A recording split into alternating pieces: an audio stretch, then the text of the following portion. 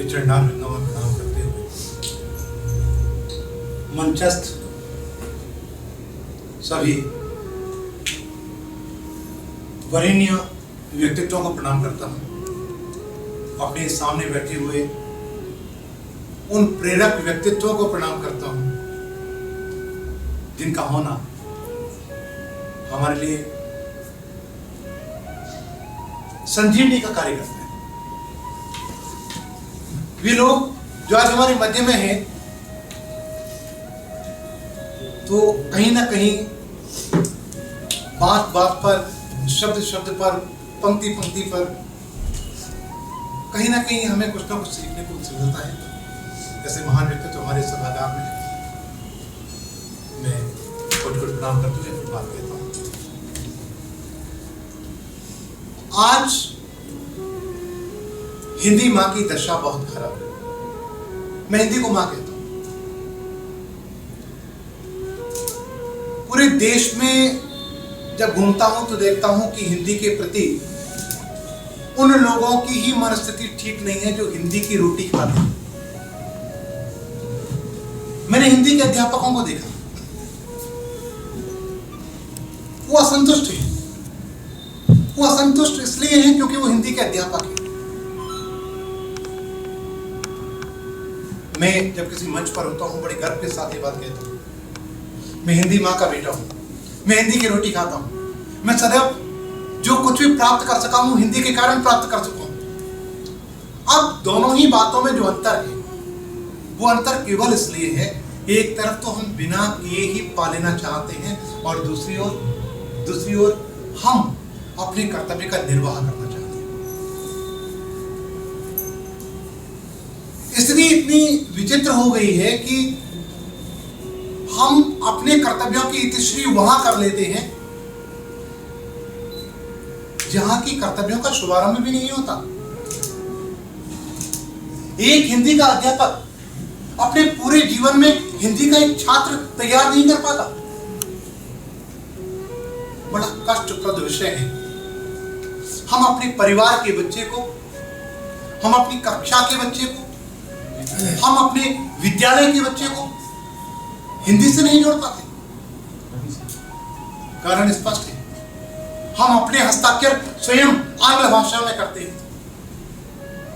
हम अपने दैनिक जीवन में आंग्ल भाषा या फिर अरबी फारसी के शब्दों का प्रयोग अधिक करते हैं।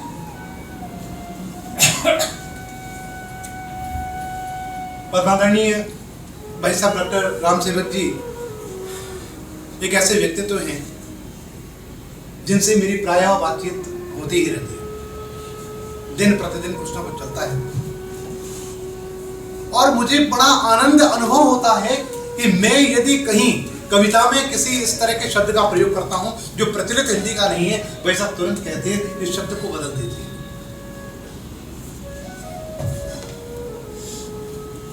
ये हिंदी के अध्यापक क्यों नहीं कहते? ये वे लोग क्यों नहीं करते जो हिंदी से जुड़े हैं? कर्तव्य तो उनका पहले बनता है ना। दूसरी बात, भाई साहब ने एक बात कही थी कि हम लोगों को एक एक विद्यालय गोद लेना चाहिए। इस विषय पर हम पिछले कई महीनों से कार्य कर रहे हैं और इसके लिए मैं बड़ा हृदय से धन्यवाद देता हूं राहुल प्रजापति। हमारे इस सभागार में आदरणीय बच्चा को स्वागत है आपका। हमारे सभागार में जितने भी लोग बैठे हैं उनमें एक युवा व्यक्तित्व हैं राहुल प्रजापति। एक ऐसे व्यक्तित्व, जब राहुल प्रजापति को ये बात कही गई कि एक विद्यालय आपको गोद लेना है, उस विद्यालय में हिंदी की प्रतियोगिताएं होनी चाहिए, राहुल प्रजापति ने कोई उत्तर नहीं दिया। और आश्चर्यजनक बात ये रही कि 3 दिन बाद राहुल प्रजापति प्रतियोगिता की कॉपियां लेकर मेरे पास आए। गुरुदेव, प्रतियोगिता हो गई। जिस व्यक्ति ने कोई उत्तर नहीं दिया और 3 दिन बाद प्रतियोगिता की कॉपियां आ गई, वास्तविक, चाहे मैं संघ के कार्यकर्ता की बात करूं, चाहे मैं तुलसी साहित्य संस्कृति अकादमी के कार्यकर्ता की बात करूं या एक सामाजिक कार्यकर्ता की बात करूं, ऐसा व्यक्ति ही कार्यकर्ता कहा जा सकता है। बाकी अन्य व्यक्तियों को मैं कार्यकर्ता नहीं कह सकता। वास्तव में हमें आज आवश्यकता है हम मन से कार्य करें। अभी हम देख रहे हैं इस सभागार में गिने हुए 17 व्यक्ति बैठे हुए हैं। आश्चर्य की बात है कि आज 17 व्यक्ति क्यों हैं? 17 व्यक्ति इसलिए हैं कि मथुरा वृंदावन महानगर में कुछ लोग तो ऐसे हैं जिन्हें लगता है कि मैं छोटे कार्यक्रमों के लिए नहीं, मैं तो बहुत बड़ा व्यक्ति हूं। मैं किसी का नाम नहीं लेता, लेकिन हर व्यक्ति इस बात को समझता है कि व्यक्ति कहां तक जाता है। यही तुलसी साहित्य संस्कृति अकादमी है जो आज से 15 वर्ष पहले कार्यक्रम करती थी। कार्यक्रम में मथुरा का एक एक व्यक्ति होता था, लेकिन जब से पुरस्कारों का दौर आरंभ हुआ, सम्मानों का दौर आरंभ हुआ, जो व्यक्ति पुरस्कृत होता गया, सम्मानित होता गया, वो अपने आप को अलग करता चला गया। उसे ये लगने लगा मैं विशाल वर्गत हूं। अब वीरवों के साथ मैं नहीं। परमेश्वर की असीम अनुकंपा सी मशारदे की ये कृपा थी कि मथुरा को ज्यादातर लोगों को पुरस्कार सम्मान मिलते चले गए, पुरस्कार सम्मान मिलते चले गए, लोग उस दीर्घा से अलग होते चले गए। एक बात और कहना चाहता हूं, अभी मुझे विषय दिया गया हिंदी भवन का।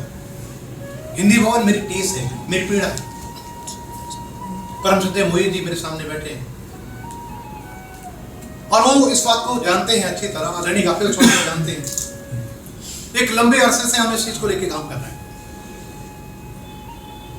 और आदरणीय मोहित जी का तो हमेशा ये रहा है, उन्होंने हमेशा एक बात कही मुझे कि नीरज कोई भी काम करना है, जहां मेरी जरूरत है मैं खड़ा हूं, मेरे साथ चलो, मैं तुम्हारे साथ चल रहा हूं, करो कुछ भी अच्छा करो। और ये इनका यहां उपस्थित होना ये सिद्ध करता है कि ये अभी बड़े लोगों की भीड़ में शामिल नहीं हुए। जिन लोगों में आत्मश्लाघा है उन लोगों में शामिल नहीं। स्वर्गीय मदन मोहन उपेंद्र, स्वर्गीय डॉक्टर सुरेश पांडे, डॉक्टर सब्यसाची जैसे लोग जहां होंगे वहां नई पीढ़ी विकसित होगी, पुष्पित होगी, पल्लवित होगी। आदरणीय मोहित जी आज भी ये काम कर रहे हैं। वृंदावन में कितने नए लोगों को उन्होंने तैयार किया। सच ये है हर व्यक्ति को इस तरह नए लोगों को तैयार करना चाहिए। मैं तुलसी साहित्य संस्कृति की अकादमी के माध्यम से प्रयास कर रहा हूं। मैंने बहुत से बच्चों को लिखने के लिए प्रेरित किया, पढ़ने के लिए प्रेरित किया। आज मुझे खुशी होती है ऐसे बच्चे हमारे मथुरा में उपस्थित हैं जो केवल मेरे प्रयास से या मेरे प्रभाव से या मेरे प्यार से हिंदी से इस तरह जुड़े कि वो कहीं दिल्ली विश्वविद्यालय में या बनारस विश्वविद्यालय में या फिर जवाहरलाल नेहरू विश्वविद्यालय में आज हिंदी का अध्ययन कर रहे हैं। वो लोग जो उच्च शिक्षा प्राप्त कर रहे हैं, पीएचडी कर रहे हैं, उनका शोध कार्य चल रहा है हिंदी पर चल रहा है। आप आश्चर्य करेंगे वो लोग जो कहीं बीटेक कर रहे थे, वो लोग जो किसी मेडिकल कॉलेज के विद्यार्थी थे, आज वो लोग हिंदी से जुड़े, उनको जोड़ा गया है, उनके अंदर हिंदी के प्रति एक भावना भरी गई। जो मथुरा में कोई दूसरा व्यक्ति नहीं करना चाहता है, जो लोग बड़े हो गए हैं उन्हें लगता है कि ये सब हमारे लिए नहीं, हम क्यों करें। अगर राहुल प्रजापति को किसी मंच पर सम्मानित कर दिया जाए, कहीं लक्ष्मी नारायण के गले में एक पटुआ डालकर उसे प्रोत्साहित कर दिया जाए, तो लोगों को लगता है मेरी उम्र 80 वर्ष हो गई, मुझे सम्मान नहीं मिला। आजकल के इन लड़कों को सम्मानित किया जा रहा है, क्या है इनमें? बड़ा दुखद है, पीड़ा होती है। हम नई पीढ़ी को प्रोत्साहित नहीं कर पाए, उन्हें प्रेरित नहीं कर पाए, उनसे ईर्ष्या करते हैं हम। हिंदी भवन की बात हुई, हिंदी भवन के लिए जो काम हम कर रहे हैं, हमने बहुत सारे प्रयास किए हैं, आज भी कर रहे हैं, आज भी हमारा प्रयास है। एक प्रस्ताव हमने आज भी किया है उस पर हम अभी बात करेंगे। तो स्वागत।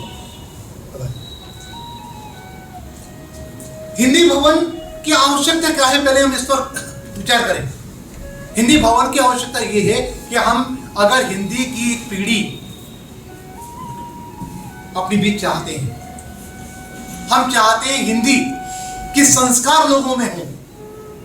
देखिए, संस्कार और हिंदी का बड़ा गहरा रिश्ता है। जहां जहां से हिंदी हट गई, संस्कार समाप्त हो गए। मैं खुले शब्दों में कहता हूं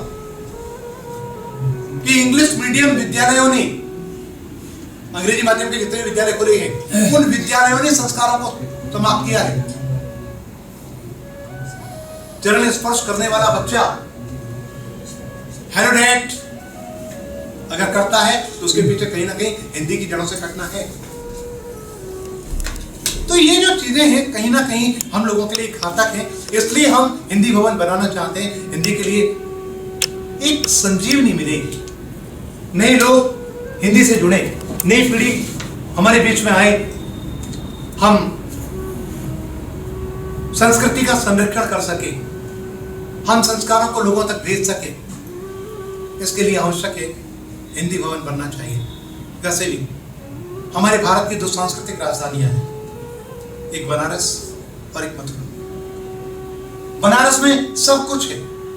बनारस में आप जिस गली में चले जाएंगे वहां आपको हिंदी और संस्कृत के विद्वान दिखाई देंगे, लेकिन मथुरा में हम जहां चले जाएंगे वहां हिंदी नहीं जानता होगा।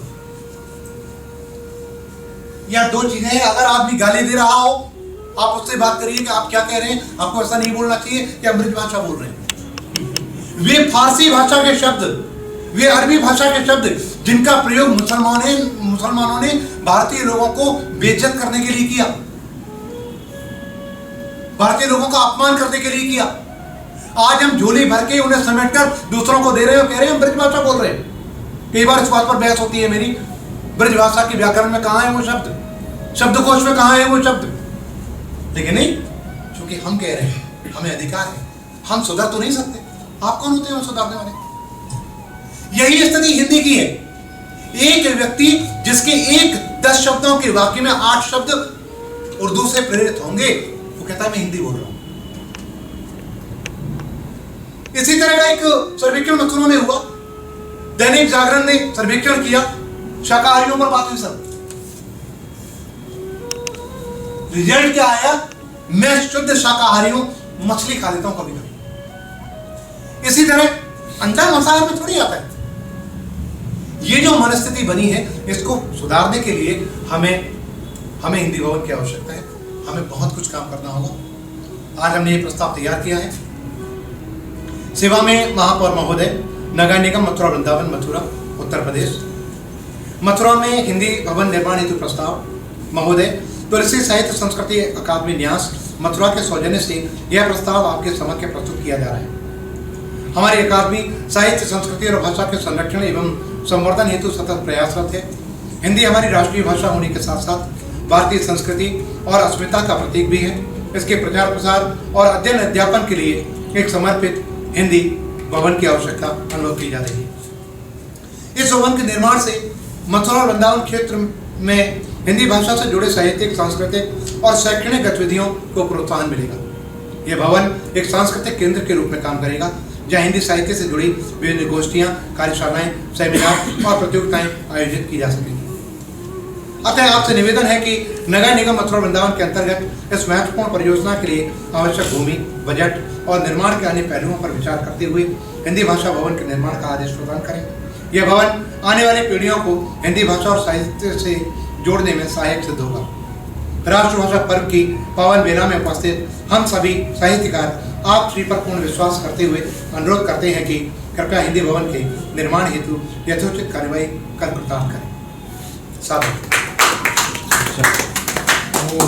हम महापौर महोदय के नाम ये प्रस्ताव भेज रहे हैं, जिसे आगे आवास विकास मंत्री और माननीय मुख्यमंत्री जी को भी भेजने का हमारा विचार है।